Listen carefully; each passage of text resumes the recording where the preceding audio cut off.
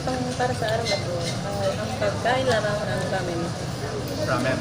Panoodin nyo lang kami kumain. Na-enjoy ko ang food pag libre. Oh. No? Sarap, no? Pero pag medyo may share ka, medyo hindi. Okay yung ano ito, totally libre.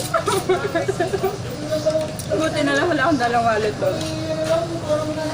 Sinadya mo ito eh. Hindi, oh. Punta mo ibinaba ang gamit mo eh. Hindi kasi kala ko 80 lang ang gamit.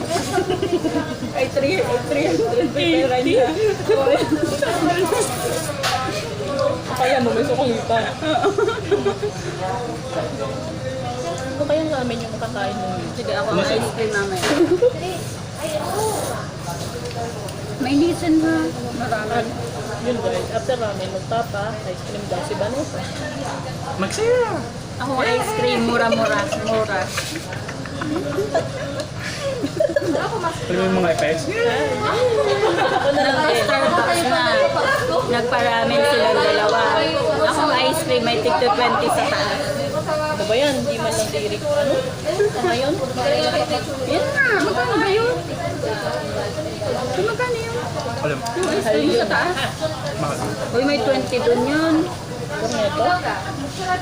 Ay, sa ano na lang, McDo, yung